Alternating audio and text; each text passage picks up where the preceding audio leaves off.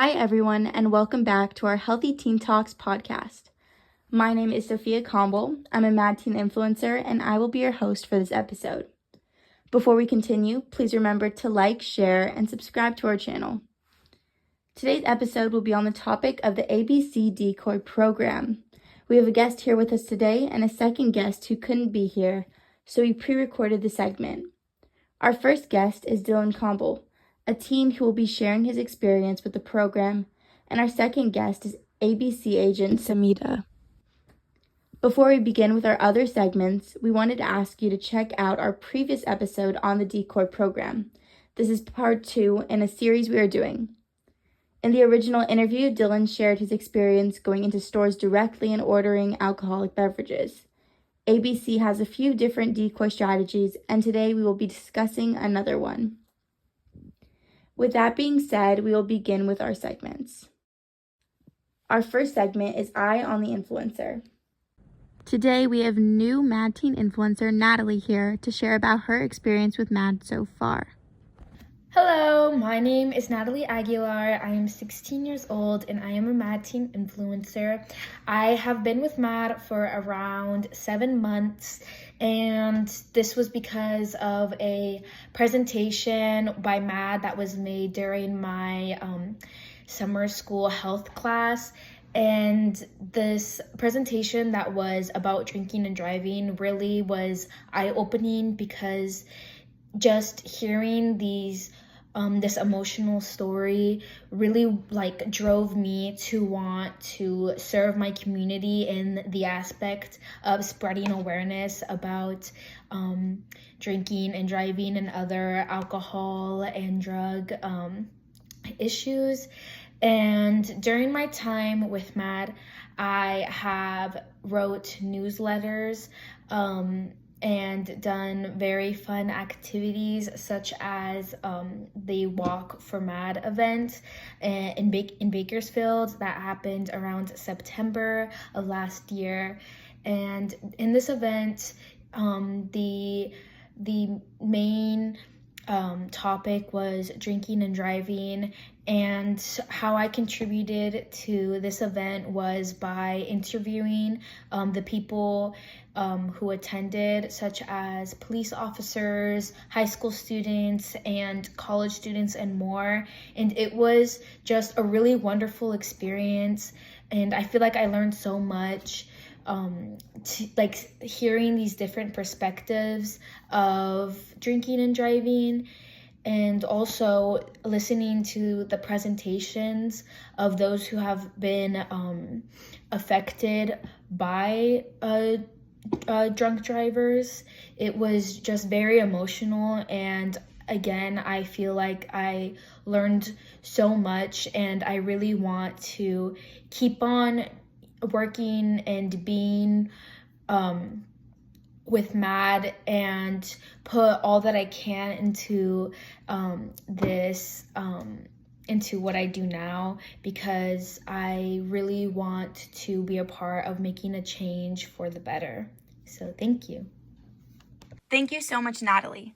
It's great to have you as part of the Mad Teen Influencer team, and I'm sure I speak for everyone when I say it is great to hear how much you have already accomplished with Mad, and I'm excited to see where your work with Mad will take you. Now for the next segment, Ask a Teen Influencer. Today we will be answering the question, how do I politely refuse to not get in a car with an intoxicated driver if they are refusing my offer to drive although I'm sober? And how do I make sure they get home safely themselves? This question has a lot of answers that we can take into account. Starting off with the most important thing is going to be, if you're in a situation where someone who's been drinking is insisting on driving, it's important to stand firm and prioritize safety. And here's how we suggest you handle it. First, you can politely but firmly say something like, I'm not really comfortable getting in the car with you after you've been drinking. Your safety and my safety are too important, and I'm here to make sure you get home safely. After this, if they're still refusing your offer to drive, try other alternatives. You can suggest calling a cab, an Uber, or even asking a sober friend to help. If they don't want to pay for an Uber, suggest to pay yourselves. And if they still don't listen, it may be helpful to get someone else involved, whether that's a friend who can be more persuasive or calling a parent or another trusted adult to help intervene. If they are still determined to drive and you feel their safety or the safety of others is at risk, it may be necessary to call the police. It can be hard to make a decision like this, but calling law enforcement can prevent a dangerous situation. This is clearly a last resort, and many probably wouldn't like to do this, but this can prevent dangerous situations. You can explain the situation calmly to the dispatcher and let them know that the driver is intoxicated and attempting to drive. In many cases, officers will be able to intervene before an accident happens. At the end of the day, you can't control their actions, but you can ensure you're not enabling unsafe behavior. You can also do everything in your power to get them home safely, even if that means making a tough call, such as calling the police. And just remember, you can be a good friend by helping them make the right decision. Even if it feels awkward at the time, keeping everyone safe is the most important thing. Thank you again for this question. And remember, you can always get involved. And if you are interested in the Teen Influencer program, please check out our Instagram bio at Mad California.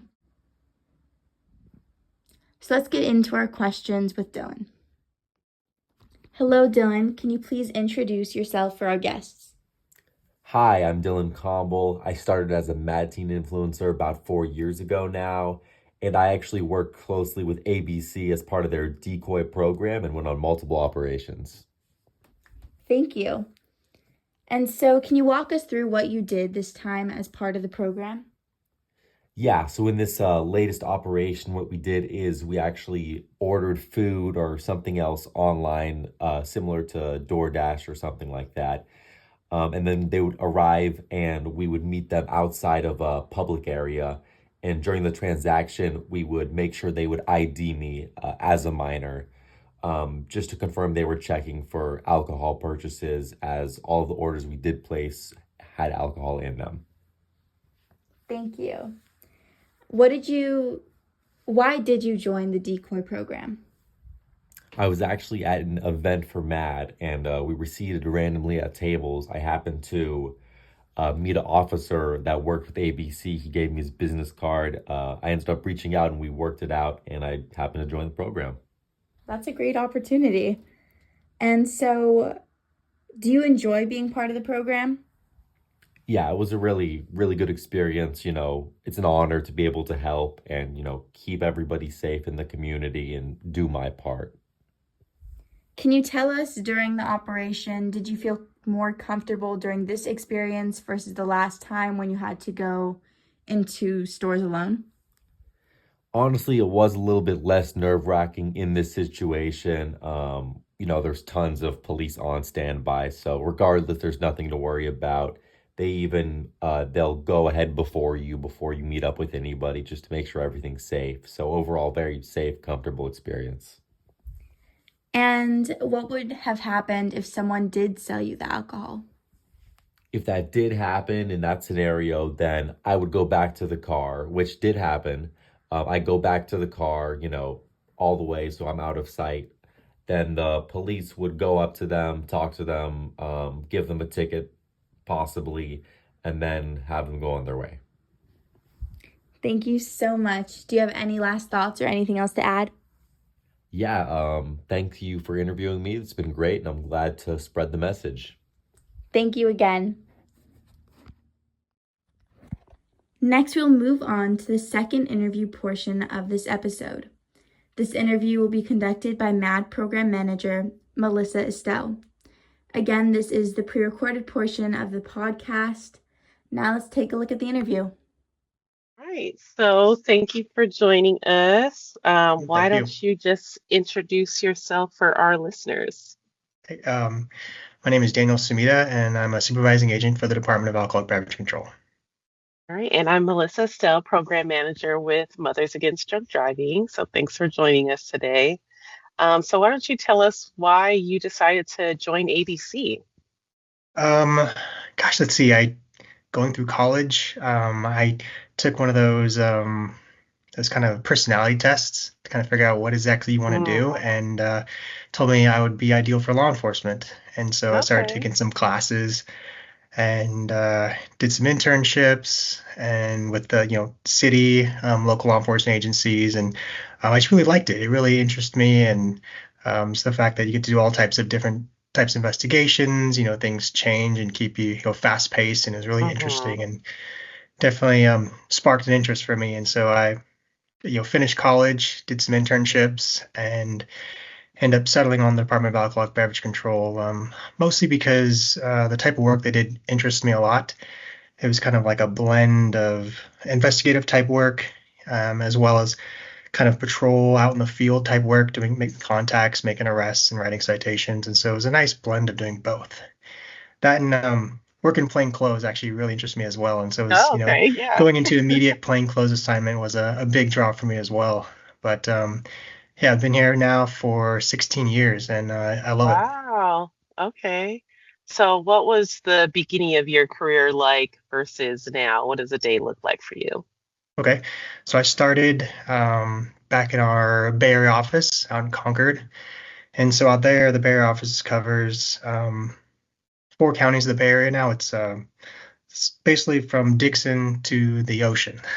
Mm, So Solano County, San Francisco, Contra Costa, and Alameda. So it's a okay. huge jurisdiction to cover. And so, as you can imagine, it's a very diverse area, and there's just Hmm. no shortage of work out there. There's thousands of licensed establishments, whether it's liquor stores, grocery stores, bars, clubs, restaurants, and so definitely no shortage of work out there. And so, Okay. what they kind of look like is that we get complaints from citizens, from local law enforcement agencies to conduct investigations into licensed premises for various reasons, criminal conduct or administrative violations. And so we'll go out usually, um, with most productive shifts are in the evenings, and so Thursday, Friday, Saturdays are mostly evening shifts. So Hmm. we'll work, probably 3 or 4 p.m. till 1 or 2 a.m. when the bars get out, and just work combination of investigating specific premises and also patrolling our licensed establishments and just looking for any violations of law, especially relating to our alcohol establishments. Okay. And you recently got a promotion, so what does that look like for you now? Now I supervise 4 agents as well as some of our support staff, but my position is less field work, more in the office, approving reports and paperwork and reviewing grants and answering a lot of emails and meetings. So it's yeah, less field work, but it's different type of work. Yeah, important for us because we benefit from your support as a grantee of Office of Traffic Safety. So, Mhm. can you share a little bit about why our partnership is important for you guys? Oh yeah, MAD is a wonderful agency, and we love partnering with you guys. You guys do amazing work with both victims and outreach, and you guys do amazing things. And so we love working with you guys. I remember way back we used to do DUI checkpoints and just talking with some of the MAD personnel and their affiliates and stuff working the DUI checkpoints with us and out there on the lines, and we'd be out there for hours.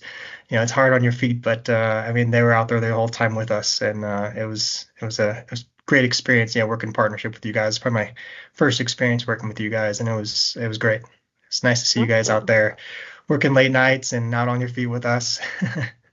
Yeah, we're It's still great. out there, and now we're trying to evolve that partnership to get this new generation involved with MAD. And so that's how we work with our MAD teen influencers. They are trained to be peer-to-peer educators, and then they help us provide that youth voice to all of our programming. So this podcast was their idea. So why don't you tell us a little bit about the youth programs that you guys have, the decoy programs, and how youth can get involved with that? Okay, so we have 3 types of youth programs that the department uses. And the main ones are Minor Decoy program. So the Minor Decoy program is, again, one of the three where the department uses underage volunteers to help us combat youth access to alcohol. And what that looks like is the department gets underage volunteers, usually from friends and family, from high schools, colleges, or police explorer programs. And we uh, use those minor decoys to come out with us and do work operations where they work alongside our ABC agents. The ABC agents, they'll do compliance checks on our licensed establishments to make sure that they are in compliance with the law and not providing alcohol to underage personnel. What that kind of looks like, the operations, is that our ABC agents will work in plain clothes. They'll go into the establishment to kind of pose as customers, and then we have our decoys come in, go and select alcoholic beverages, attempt to purchase those alcoholic beverages, and we hope that all of our licensed establishments are successful in denying that access to alcohol. In the event that they are unsuccessful in supply alcohol to our minor decoy, that office, or excuse me, that licensed establishment is then subject to criminal administrative penalties. Hmm. And they're using their real ID when they go and do this, right? Yes, yeah. So we're that program is very strictly governed by existing laws. Is they have to show their true identification, they have to be honest about their age, and they have to dress and appear age appropriate. They can't, Hmm. have full beards and revealing clothing or tattoos or anything like that. They have to look like they're under the age of 21. Right. Not trying to trick anybody, just trying to make sure everybody's doing what they're supposed to. Yes, exactly right. All And right. then we also we have a shoulder tap program where we use underage volunteers to solicit normal citizens to purchase alcohol for them. And then our Hmm. delivery decoy program where we have underage decoys basically receiving deliveries from third-party vendors. We do compliance checks on those guys as well. Okay. And that's fairly new, right? Can you share a little bit about how that came about? Yeah, so that really gained a lot of traction since COVID. Hmm. When things were kind of shut down, delivery of food and alcohol really took off since then. And so doing compliance checks on those personnel, because we've been noticing that was kind of a gap, Hmm. that youth started getting access to alcohol just by apps and deliveries, and it was kind of contactless kind of thing. And so we definitely saw a demand for that. And so we started this program to help kind of eliminate that access and then kind of make sure that they're doing their due diligence to check IDs and make sure that the person they're providing the alcohol to is over the age of 21. Awesome. Yeah, so needed. I'm glad we were able to get that back on track these days. Mhm. So what would you tell a young person who would like to get involved in these programs? What's the first step for them? Yeah, we'd love to have volunteers. Definitely reach out. We have local ABC offices throughout the state, and so if regardless of what area of California you're in, there's probably a local ABC office nearby. And yeah, we'd love to have volunteers. So you could please reach out to the office. You can go to our website, abc.ca.gov, and you can check out our locations and find the local ABC office near you and reach out to them by phone or email and express your interest in volunteering. And then an agent will most likely contact you and kind of go from there. Okay. And lastly, what would you say to anybody interested in a career with ABC? Oh yeah, definitely. Again, you can also go to our website. There's a whole enforcement tab of our website that kind of goes over what ABC agents do and how to get started. And then definitely also reach out to a local ABC office. We do student assistant programs where we hire interns basically, and Okay. we also do ride-alongs as well. So if you're interested in that kind of stuff, yeah, please reach out to us. Yeah, I might have to sign myself up for a ride along. I've never done that before. Oh yeah, that'd be great. We love that. Okay. Well, thank you, Agent Samita. I appreciate your time. And yeah, we'll be sure to share this episode. Thank you so much, Melissa. Thank you all for tuning in to today's episode of Healthy Teen Talks. We hope for this podcast to be a space for peers and community members to educate each other on the dangers of drunk driving and ways to prevent it. This series on the ABC program is an amazing example of how you can get involved to help our hardworking police force to make a difference and protect our communities. In closing, I'd like to thank all those who collaborated on making this episode possible. Thank you to Dylan Comble and Agent Samita for taking the time to tell us about the ABC Decoy program. Thank you to Program Manager Melissa Estelle for conducting the pre-recorded interview. Thank you to the Mad Teen Influencer team. And lastly, thank you to all of you taking the time to tune in. We hope you have a good day and stay safe.